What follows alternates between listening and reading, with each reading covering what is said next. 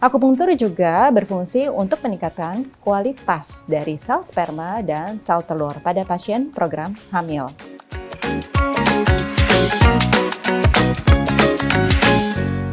Jadi akupunktur merupakan salah satu opsi untuk program kehamilan karena akupunktur sudah terbukti secara ilmiah bahwa bisa meningkatkan kesuburan baik pada pasangan suami ataupun istri.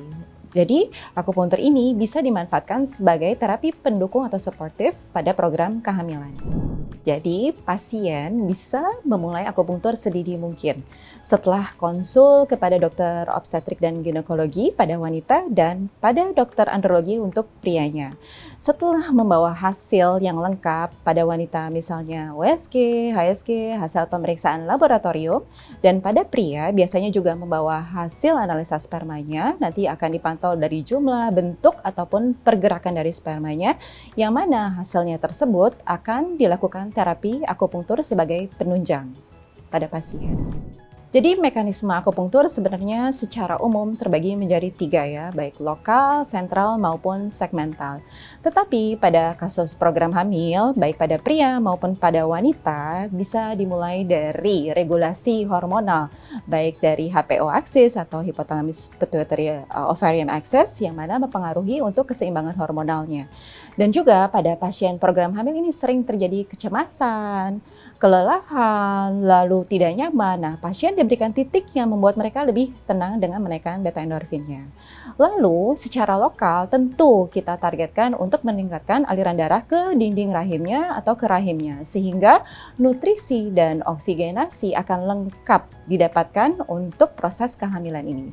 Sehingga implantasi dan nidasi pada proses kehamilan akan terjadi. Dan juga akupunktur ini membantu untuk meningkatkan ketebalan dinding endometriumnya sehingga tercapai triple line. Nah, ini sangat penting juga dibutuhkan untuk program hamil ini. Akupunktur juga berfungsi untuk meningkatkan kualitas dari sel sperma dan sel telur pada pasien program hamil. Dan yang terpenting juga, akupunktur berfungsi selain pasien tenang dan juga nanti akan meningkatkan metabolismenya, dan juga pada pasien program hamil ini akan meningkatkan sistem imunnya juga, karena sebagaimana kita ketahui pasien baik suami ataupun istri yang solid ini harus juga sehat dan imunnya baik. Akupunktur ini bisa dilakukan pada bagian tubuh dari atas, mulai dari kepala, tubuh, perut misalnya ya, dan juga daerah tungkai maupun pinggang.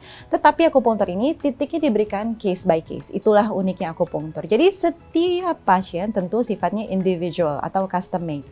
Misalnya pada pasien yang ada adiksi rokok ataupun alkohol bisa ditambahkan titik tertentu pada telinga.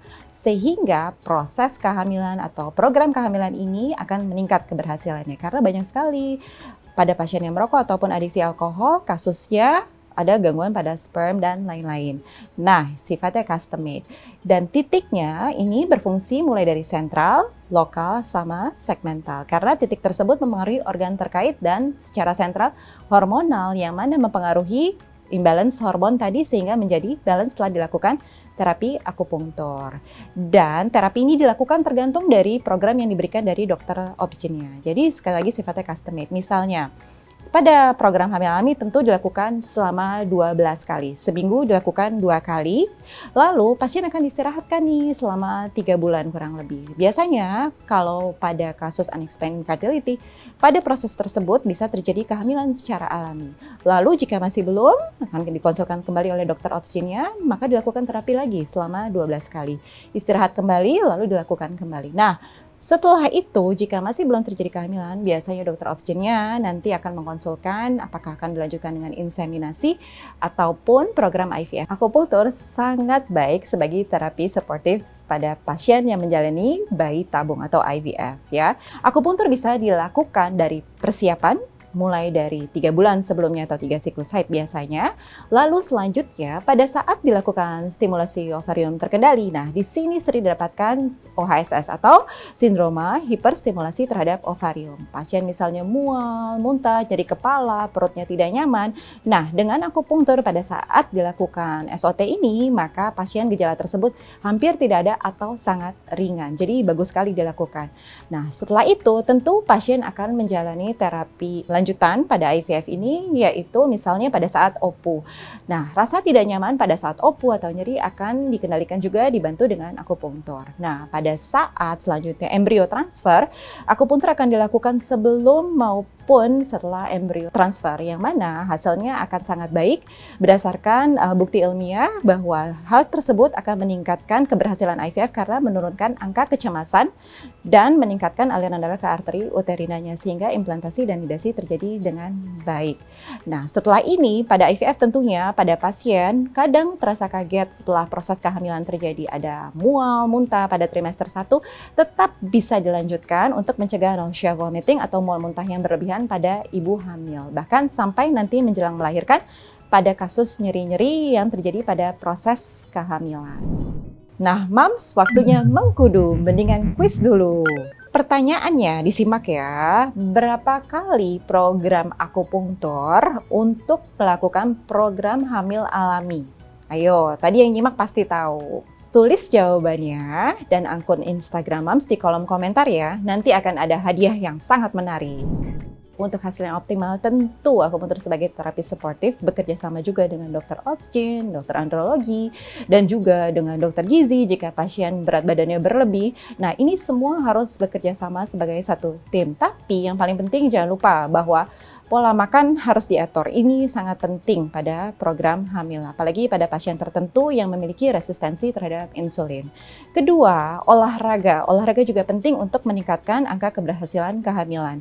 Dan jangan lupa bahwa ini dibutuhkan suatu tim yang solid antara suami dengan istri. Sehingga dibutuhkan keyakinan, keikhlasan, dan doa yang terus-menerus sehingga angka keberhasilannya meningkat. Dan yang penting jangan cemas, karena titiknya juga udah dikasih. Jadi sebenarnya berdasarkan National Institute of Health dikatakan bahwa akupunktur ini terapi yang sangat aman jika dilakukan oleh dokter yang terlatih dan kompeten. Jadi secara kontraindikasi sebenarnya salah satunya yang penting adalah kegawat daruratan medis. Secara umum, efek samping dari akupunktur sangat jarang ada, hanya lebam yang sangat ringan yang tidak perlu diapa-apakan.